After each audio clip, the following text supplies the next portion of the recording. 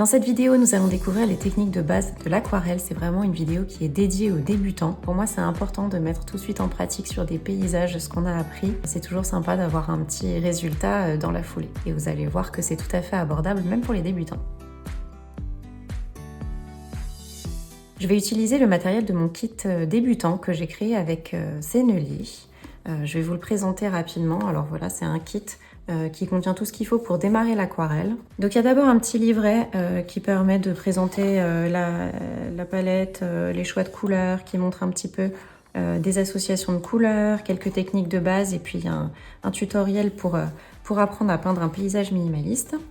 Ensuite, il y a justement cette palette de couleurs avec ma sélection de couleurs. Donc c'est une palette de couleurs fines, la petite aquarelle de chez Sennelier. C'est pas la palette qu'ils vendent habituellement, c'est vraiment ma sélection. Et puis voilà, donc c'est vraiment de l'aquarelle de bonne qualité. Vous allez voir qu'on peut faire des paysages super sympas avec, mais tout ça pour un prix abordable, parce que je sais que quand on débute l'aquarelle, on n'a pas forcément envie d'investir beaucoup. On veut d'abord voir si ça nous plaît ou pas. Donc il y a vraiment cette palette qui est très bien, je vais vous montrer après.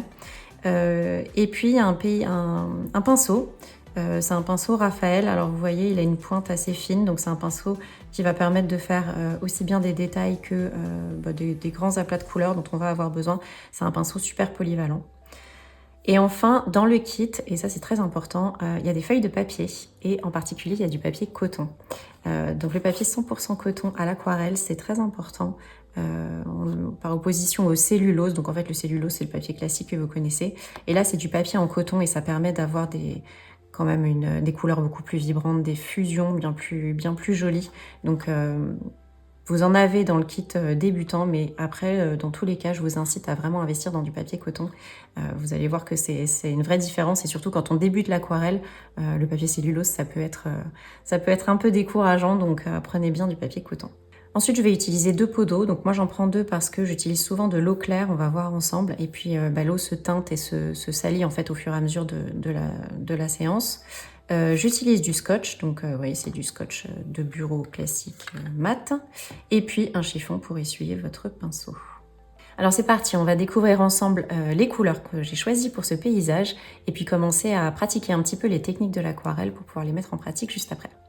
Donc je vous invite à prendre l'une de vos feuilles. Alors moi j'ai pris une feuille un petit peu plus grande pour que vous voyez bien à l'écran ce que je vais vous montrer. Et puis je vais vous montrer déjà les couleurs que j'ai choisies pour aujourd'hui. Alors là, j'ai du orange Sennelier, donc je vais vous montrer, c'est un orange super puissant, super fort. Hop, voilà, donc vous voyez, il donne beaucoup de luminosité, il est très fort. Et je vais vous montrer sa version plus diluée. Voilà, donc là, ça se voit beaucoup moins, je vais en mettre quand même un tout petit peu. Dans sa version diluée, c'est plutôt un orange un peu couleur pêche, qui va nous faire de jolies couleurs. Ensuite, je prends le jaune Sennelier de mon kit.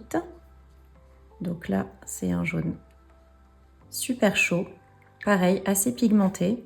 Je vais vous montrer une version un peu plus diluée.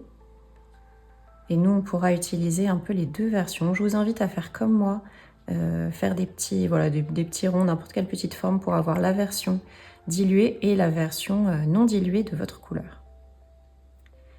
Ensuite, je prends le pourpre dioxazine, donc ça c'est un violet, pareil, très intense. Aujourd'hui, j'ai choisi une palette de couleurs super peps. Si vous avez envie de prendre des couleurs plus douces, choisissez vraiment ce qui vous plaît, selon votre humeur, vos envies. J'ai oublié de faire la version diluée du violet, c'est pas grave, je la referai juste après. Et j'ai choisi un bleu Outre-mer, qui est un bleu qui tire un petit peu vers le pourpre. Hop, je vous mets une version diluée à côté. Et je vais reprendre le pourpre. Voilà, donc déjà faites pas comme moi, passez pas du godet directement à votre feuille, passez par les zones de mélange qui sont ici, vous déposez un peu de couleur, vous ajoutez de l'eau et vous allez voir et mieux maîtriser la quantité de peinture. Voilà, donc moi j'ai choisi cette palette de 4 couleurs. Vous pouvez, comme je vous le disais, prendre les couleurs que vous voulez, mais il va vous falloir quand même une couleur foncée qui est ici, et puis des versions diluées pour avoir des couleurs claires. Donc maintenant qu'on a découvert la palette de couleurs, je vais rentrer dans le vif du sujet et vous montrer un petit peu des techniques de base. Ce que je vais aborder plus particulièrement aujourd'hui, c'est vraiment les fusions, l'utilisation de l'eau, comment avoir la bonne quantité d'eau sur le pinceau. Et puis ensuite, on mettra en pratique tout ça dans un paysage. Donc pour la gestion de l'eau, ce que je vais vous montrer déjà, c'est que pour prendre de l'aquarelle, donc j'ai bien humidifié mes godets moi avant de les utiliser. Donc en fait je prends de l'eau sur mon pinceau et je la dépose sur le godet. Ensuite je passe par mes zones de mélange, c'est ce que je vous disais, il vaut mieux passer par là. Et avoir un jus... Bon, alors si on veut une couleur bien pigmentée qui a une consistance un tout petit peu laiteuse, sinon on n'utilise vraiment pas de matière à l'aquarelle, donc ça doit être un jus quand même assez liquide. Et pour vous montrer un petit peu ce que donne une fusion, alors je vais faire une petite forme, comme ça. Et après je rince mon pinceau complètement, je vais utiliser juste de l'eau claire. Et je vais venir coller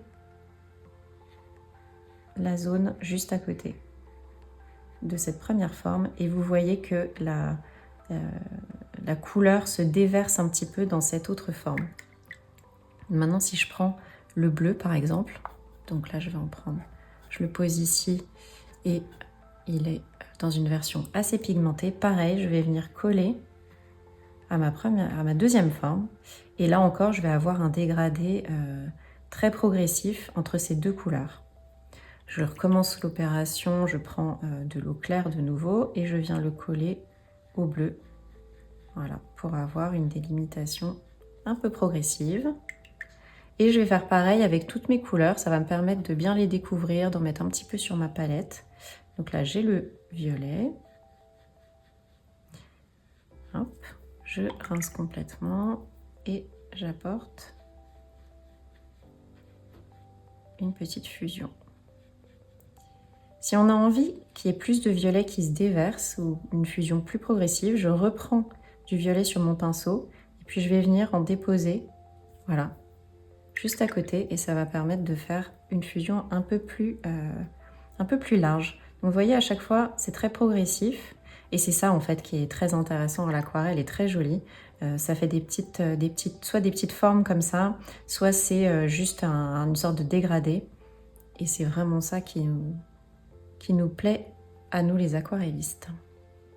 Ce que je voudrais vous montrer maintenant, c'est ce qu'on va faire en fait, comment on va utiliser le pinceau pour créer des formes. Donc je vais reprendre mon bleu par exemple et je vais vouloir créer une sorte de forme de montagne. Donc je vous remets le paysage à l'écran pour que vous voyez ce que je veux dire par là. Et du coup je vais vraiment écraser tout le pinceau et le faire descendre sur le côté et le relever doucement.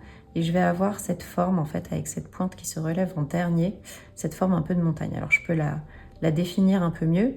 Et je ne vais pas aller sur le côté avec la même couleur. Je vais prendre une autre couleur. Donc là je vais prendre mon eau claire parce que si je mets du jaune là-dedans, ça va être...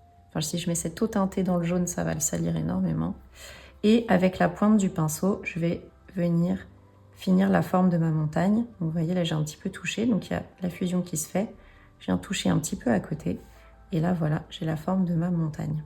Donc c'est ça qu'on va faire. Je vais en refaire une au-dessus. Je vais la faire violette cette fois. Donc pareil, je mets suffisamment de jus sur ma palette et je vais appuyer complètement et descendre doucement et relever et je vais avoir encore cette forme de montagne. Donc pareil, je peux redéfinir un peu la forme, mais je laisse comme ça. Et puis, je vais prendre cette fois mon orange et de la même manière, avec le pinceau bien droit, je vais toucher en haut, ça va faire ma fusion, tirer mon trait et puis compléter tranquillement. Et voilà. Si vous n'êtes pas super à l'aise avec le fait d'appuyer le pinceau, vous pouvez aussi vous dire, voilà, je vais faire un triangle, comme ça, pour ma montagne, et puis peindre dans mon triangle, voilà, comme ça, j'ai toujours peint avec le pinceau plutôt vertical, sans chercher à avoir ce geste précis. Et puis après, voilà, je continue avec mon pinceau vertical, je touche là-haut, hop, et voilà. Et je peux continuer à descendre, voilà. Donc voilà les formes en fait sur lesquelles on va s'appuyer pour faire le paysage aujourd'hui. Donc avant de vous lancer sur votre feuille, pareil, vous pouvez vous entraîner. Encore une fois, c'est grâce au papier coton qu'on va réussir à avoir ces belles fusions, qu'on va pas courir après le temps parce que ça sèche beaucoup moins vite qu'un papier cellulose et puis qu'on aura ces couleurs très intenses et très vives comme ça. Ce que je vous propose, c'est de laisser cette feuille de côté et de prendre une feuille de coton. Là, c'est une feuille de 15 x 15 cm, c'est la feuille qui est dans le kit débutant. Et puis, on va la scotcher, créer un cadre tout autour pour permettre de peindre notre paysage.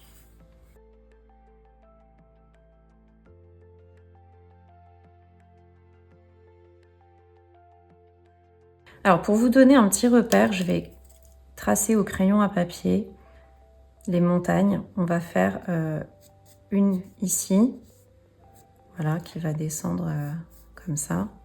Et puis une un peu plus bas sur le côté. Voilà, l'idée c'est juste de créer deux reliefs. Hop. Et ce qu'on va faire dans un premier temps, c'est qu'on va mouiller toute la partie basse de la feuille qui arrive à peu près à la limite des montagnes. Comme ça, on va avoir un dégradé, les montagnes ne vont pas s'arrêter d'un coup. Donc, vous mouillez votre feuille. Donc là, vous prenez bien le pot d'eau claire. Voilà. Allez-y franchement parce qu'il faut que ça reste humide assez longtemps. Voilà. Une fois que c'est fait, on va commencer les montagnes. Donc là, moi, je vais commencer par le bleu. J'en prends dans mon godet et puis je le passe sur ma zone. Et comme je vous disais, voilà, je prends suffisamment de peinture. Et je vais donc appuyer, descendre le long de la ligne que j'ai dessiner. Et puis, voilà. Bon, je peux en rajouter un peu. Voilà. Je vais enchaîner avec le jaune. Donc pareil, je vais descendre le long de la ligne. Hop, je peux toucher. Je vais aller jusqu'au bord. Et puis je vais compléter un petit peu. Voilà, jusque là. Là, je vais rincer complètement mon pinceau. Et puis je vais remonter la ligne d'eau claire pour aller toucher ici le bas de la montagne. Voilà. Comme ça, j'ai une montagne qui va se fondre, qui va avoir voilà, quelque chose de progressif. Ensuite, j'enchaîne avec la même chose avec le violet. Voilà, je remets bien sur mon pinceau. Je vais descendre en appuyant un peu sur le pinceau, puis je le relève doucement. Et je vais aller avec la pointe du pinceau jusqu'au bout. Je rince le pinceau et je vais prendre le orange sennelier pour tracer la ligne ici. Hop, je vais jusqu'à la montagne. Je peux la toucher ou pas, suivant si je vais avoir des fusions ou pas. Et puis je viens, je dirais presque colorier la montagne. Et pareil, je vais remonter cette ligne d'eau claire jusqu'en haut pour toucher mes deux couleurs. Voilà, et que celles se diffusent lentement. Ensuite, je vais juste venir prendre des versions un peu diluées. Donc, je vais mettre beaucoup d'eau dans mon orange. Et puis, je vais mettre des petites touches de couleur comme ça.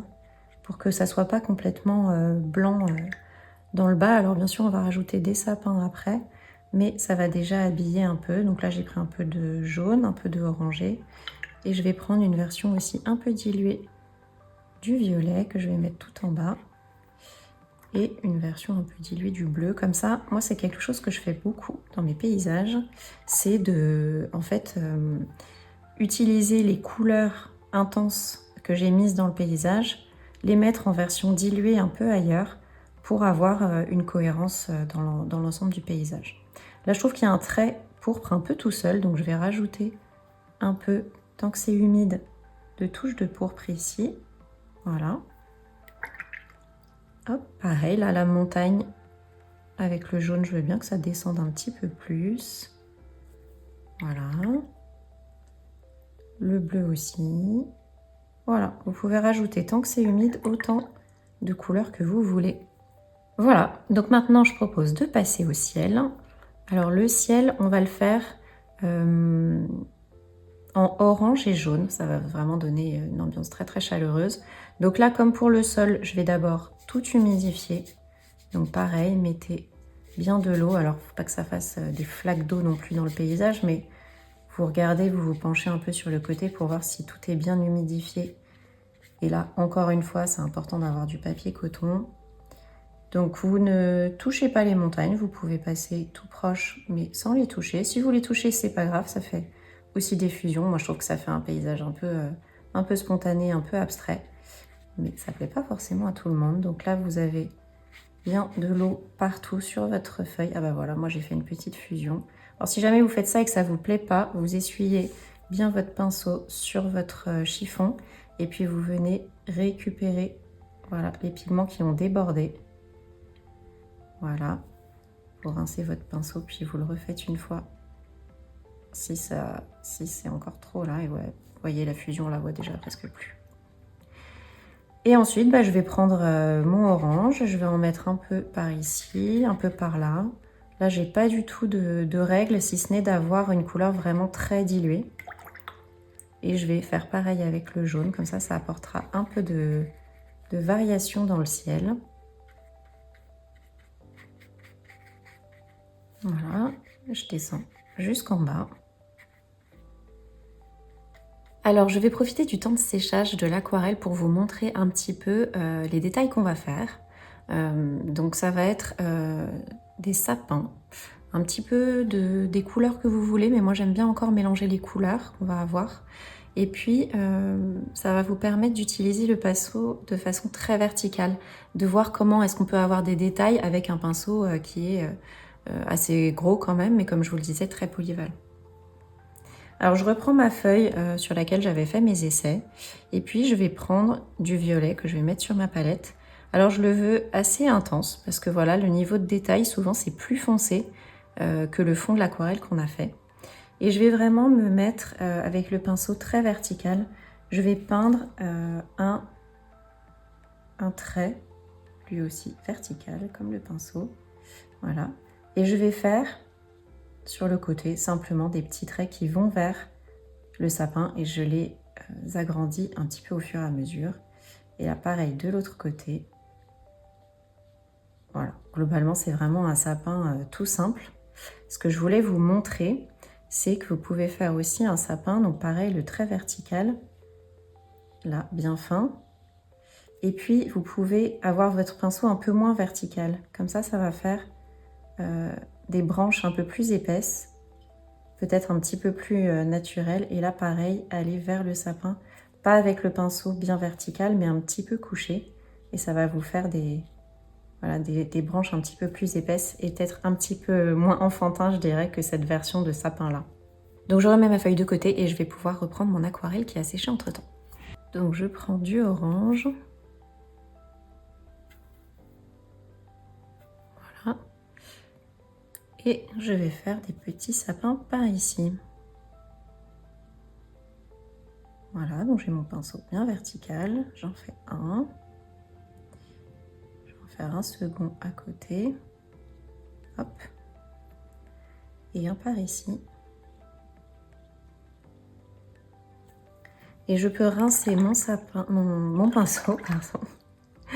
Je prends l'eau très claire et je vais venir en mettre sous les sapins et toucher un tout petit peu pour que, pareil, il y ait une fusion, qu'on n'ait pas l'impression qu'ils volent complètement les sapins. Voilà.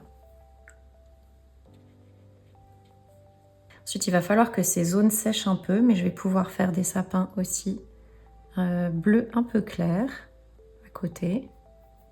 Là, par exemple, ici, je vais en mettre un aussi. Voilà, vous voyez, à force, on prend un peu le coup de main pour les sapins. Je vais en mettre un ici. Et maintenant, je vais continuer, si je peux en faire en dessous, là où j'ai pas mis d'eau, parce que je veux pas que ça se diffuse trop.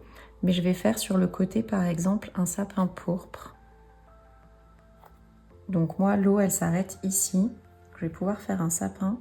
Et là, je vais le faire un peu plus grand. Alors, un peu plus grand, ça veut dire aussi qu'il va dépasser en haut. Il va dépasser au-dessus et en dessous. Donc là, je fais mon sapin qui va même aller un peu dans le ciel. Voilà. Je remonte un petit peu. Voilà, donc là j'ai ce sapin-là. Pareil, je vais rincer complètement mon pinceau et prendre de l'eau claire pour toucher en dessous et qui se diffuse bien, voilà, dans le sol. Je peux en faire un plus grand aussi ici. Je vais prendre du bleu cette fois, parce que là j'ai pas mis d'eau, donc je vais pouvoir en faire un aussi. Voilà. Et pareil, prendre de l'eau claire pour passer juste en dessous. Et alors je passe toujours l'eau claire un petit peu de biais, parce qu'on est en montagne, hein, le sol il n'est pas tout plat. Voilà. J'ai un petit peu la place, parce que c'est pas humide ici, d'en faire dépasser. Et là je vais prendre un peu de jaune. Voilà. Qui va aller vraiment jusqu'au bas de la feuille. Et puis un peu de orange. Voilà.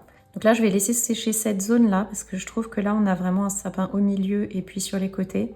Et comme ça, je pourrai en remettre ici. Parce que là, c'est un petit peu humide. Je vais en remettre un qui va finir d'habiller et d'encadrer le paysage. Donc pour ce sapin, je vais prendre du violet. Je vais le diluer un petit peu parce que je trouve qu'il n'y a qu'un seul sapin violet. Mais j'ai pas envie d'en avoir deux côte à côte exactement pareil. Donc je vais mettre un petit peu plus d'eau pour avoir un violet plus léger. Et je vais venir faire un sapin jusqu'en bas. Voilà. Et voilà, là je trouve ça un petit peu plus cohérent. J'en fais un dernier ici. Pareil, à chaque fois je varie un petit peu la hauteur du sapin. Et là un qui dépasse, qui vient sur le côté. Ce que je dis souvent, c'est que je veux que mes éléments aillent jusqu'au bord, en fait, jusqu'au cadre, pour qu'on ait l'impression que le paysage s'inscrive dans quelque chose de plus grand, que ça ne s'arrête pas effectivement juste autour. Alors pour les plus téméraires d'entre vous, je vous propose d'ajouter de la neige qui tombe sur ce paysage. Là, vraiment, je vous conseille d'essayer avant sur votre feuille. Donc moi, je vais vous montrer ce que ça donne. Je vais le mettre par-dessus, comme ça, vous verrez bien. Pour faire de la neige, en fait, on peut faire des petites projections de peinture. Donc moi, j'ai envie quand même que ça soit une neige assez lumineuse. Donc déjà, je vais prendre mon orange sennelier. Je vais faire une nuance un peu entre intense et diluée. Et entraînez-vous vraiment sur votre feuille. Là, pour le coup, j'imbibe mon pinceau, mais je vais l'essuyer un peu sur le bord pour qu'il ne soit pas complètement plein de peinture. Je vais me mettre au-dessus de ma feuille et je vais le tenir bien au bout du pinceau et tapoter doucement au-dessus. Donc là, je vais tapoter doucement. Si ça ne vient pas, je fais un peu plus fort. Et là, vous voyez, ça vient d'un coup. Donc, il faut réussir à doser un petit peu ça, de ne pas avoir trop de peinture et de regarder si la couleur vous convient aussi. Est-ce que c'est cette couleur que vous voulez avoir? Donc moi, c'est bien ça que je veux. Et donc, je vais venir tapoter doucement sur toute ma peinture pour figurer un petit peu la neige qui tombe. Vous prenez la couleur que vous voulez surtout et vous allez bien jusqu'au bord de l'aquarelle. Vous allez en mettre plein sur votre table aussi. Essayez de ne pas en mettre sur vous. Voilà.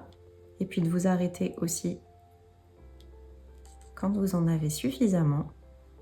Et on va pouvoir retirer le scotch et regarder ce que ça donne.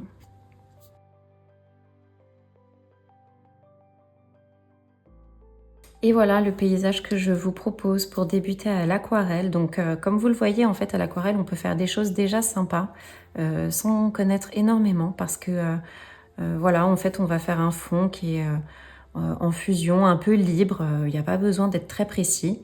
Et ensuite on attend que ça sèche et on apporte des détails. Donc ce qu'il y a, c'est qu'il faut être un petit peu patient parce qu'il faut que ça sèche entre les différentes couches.